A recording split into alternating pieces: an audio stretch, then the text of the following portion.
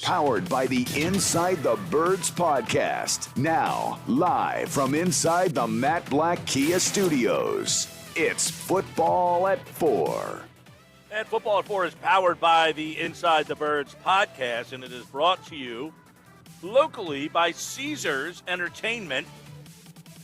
Group of Atlantic City, come experience the ultimate sports destinations all season long at the Wild Wild West, Tropicana, and Harris Resort Atlantic City. Book your game day experience today at Caesars.com. I'm Mike Hill. This is the Sports Bash Live on 97.3 ESPN.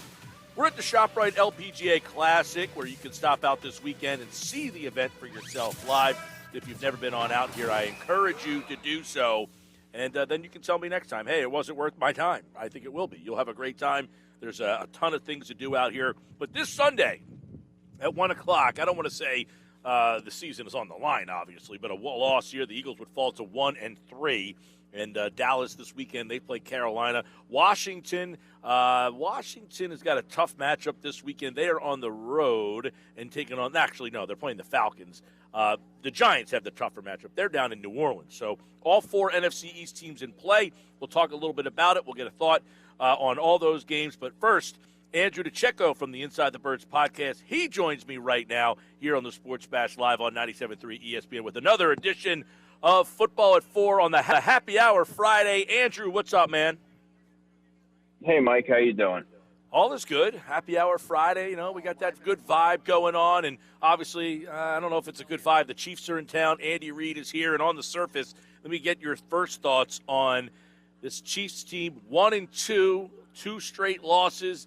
To you, is that a factor in this game that this is a big game for the Chiefs? I mean, they obviously can't fall to 1-3 with the two teams playing each other tonight. One of those teams on Monday night, one of those teams are going to win. A Chiefs loss here, if the Raiders win, could put them, way behind the 8 ball here. So does that make this game a lot more challenging for Philadelphia? Yeah, it does in a way, because you're getting an angry Kansas City team who is clearly more talented than their record would indicate. I know the old saying is you are what your record is, but it really, I mean, they have an explosive offense. Their defense has not been as opportunistic as it has been in the past. You usually get to see the turnover laden Kansas City defense play complementary football. But this hasn't been the case this year. So I think that they'll be able to get back on track. They have Patrick Mahomes at quarterback.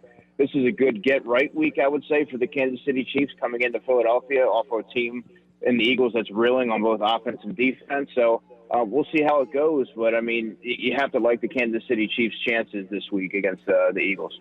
Yeah, we'll look at some of the things that we like about them, but you mentioned turnovers, and obviously you wrote about this over at Inside the Birds. The Eagles' defense, they were playing well for 2 weeks, and then last week it was almost like they lost their bearings. It was like they put tape on the dam, and all of a sudden that water pressure just kind of got out of the way. But on top of the fact that they didn't play well Monday night, they're also not creating turnovers, and you wonder if they are going to have an inability to do that. What kind of defense does this team have if they can't turn the ball over?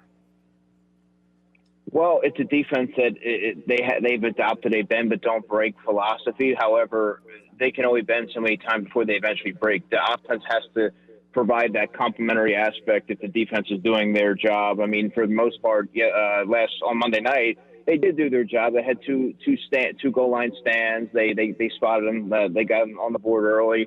But the offense needs to be able to play complementary football. Otherwise, if the Eagles defense doesn't get a turnover or two down the stretch here, that with that murderer's row schedule that they're facing, it's going to be pretty damning, and it could quickly spiral out of control. They do have a number of pieces there, Mike. I wrote about it. They have Anthony Harris, who in 2019 led the league in interceptions with 6. Steven Nelson's a pretty tough, hard-nosed player, but he also had 9 pass breakups last year, 2 interceptions. And, of course, Darius Slay's there as well. So they do have the personnel to be able to, get their hands on some footballs and take it away. They've had some pass breakups, but they've had a lot of opportunities that they've missed. When your offense is stalling as frequently as the Eagles is, you need to really come up with some of these turnovers if you want to stay in these games against some of these, superior opponents. Yeah, and we would say the Chiefs are obviously a superior opponent, but I will say, Andrew, there's some weaknesses on the defense, and we know one of them is they don't stop the run. Now, conversely, last week Nick Sirianni called 3 runs. But if they want to win, is it imperative for Nick Sirianni to turn around and hand that ball off this week? No question about it. And I mentioned this on my fantasy football show. I was talking to Jeff, and I said, I like Miles Sanders this week as a play because I think that Nick Sirianni may even overcorrect his mistake from last week in not giving Miles Sanders the ball. Really lean on him early, especially to get the offense settled in. He may even get involved in the passing game, I would think, to get Jalen Hurts settled into the flow of the game. And I think that you're going to see him be a primary component to the offense this week. And he really needs to be. There's going to be opportunities there to run the football. You got to do it early. You want to keep that explosive Kansas City Chiefs offense off the field as much as possible. And Miles Sanders has been productive when he's gotten the ball this year. So I think it's imperative to get him rolling early and go from there. Yeah, we know the injuries on the Eagles' offensive line, but, last year they had injuries. Do you feel they're better equipped this time around? Obviously, they announced today that Mailata's not going to play. They haven't said what they're going to do at the guard spots. I would imagine, Andrew, they're going to play Dickerson at left guard, maybe. I don't know. I mean, they haven't really given any indication, but my reasoning is when Brooks returns, Dickerson is probably going to be the guy that sticks, so why not put him where you're going to play him, when Brooks comes back, but we don't know what they're going to do there. But it feels that even though there's 3 spots, that they're more equipped this time to handle it than they were last year. Yeah, and I mean, a lot of that has to do with having a guy like Andre Dillard available to step in and play left tackle in the absence of a Jordan Mailata. And we mentioned the players like a Nate Herbig that had experience. Jack Driscoll could possibly become a factor here either this week or in the coming weeks. These are guys that played a lot of snaps for the Eagles last year out of necessity, so you're not exactly throwing someone in there and asking them to be forged by fire, and then you have to endure the growing pains that you typically do with a young player. These guys have they have some snaps under their belt, so I think they are better equipped to handle this situation, this adversity, and navigate through that much easier than they did last year, which was quite turbulent. Yeah, I know that. Now, where is the strength of the Kansas City defense? They don't stop the run very well, and if you're going to throw the ball against it, we know Tyrann Mathieu has had a couple of picks already. So it seems that if Nick Sirianni decides, I'm not running the ball, that's just not who we are. Are they beatable in the pass game? Absolutely, over the middle of the field. Their linebackers, Nick Bolton and Anthony Hitchens.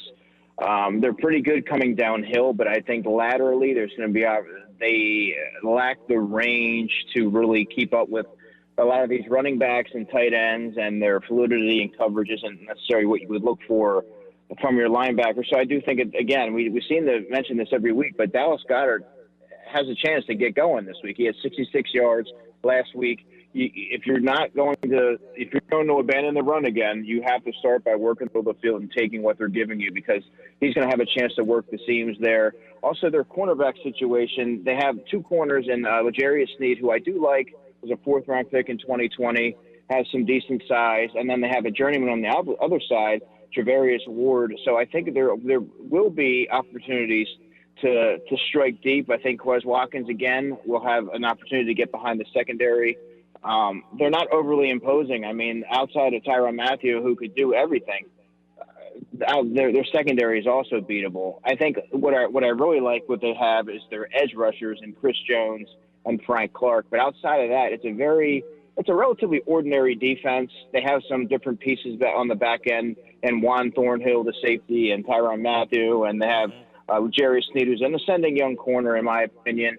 But overall, Mike, the Eagles will have a chance to put points on the board if they stick to the script and fold it sort of like they did in Week 1 with the Falcons, and don't try to get too greedy off the bat like they did on Monday night. Well, Andrew, I think we both can agree. Like, if I say to you, Jalen Hurts is not going to get into a shootout and win against Patrick Mahomes. So if the Eagles, offensively, if they want to win this game, they're going to have to make it kind of a sloppy, run the ball, short ball. You mentioned Quez Watkins. I'd like to see. I love the game that Sirianni called in week one. I thought he did a great job of getting the ball to his playmakers in spots, and he's just completely got away from that. I can't understand why. If you watch that game against Atlanta, he goes away from that. But for whatever reason, he's decided to take more shots down the field. And as you just indicated, they're not getting the tight ends involved. They're not running the ball all that much, which I guess how much is that kind of snowballed down to the way Hurts has played? Because he played really well in week one.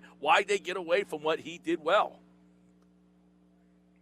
I think the opponent really had a lot to do with it. I think the way the score was sort of playing out dictated their approach, and I think they never really felt like they were in it on Monday night. So I think that you sort of felt that collective panic throughout the whole sideline, and the fact that you're asking a young player who is making his 7th NFL start, Jalen Hurts, hey, go out there and win the game for us. This is on you. This is, and they had him just drop back and uncork a lot of deep passes, and really there was never really a rhyme or reason or any sort of a flow to the offense.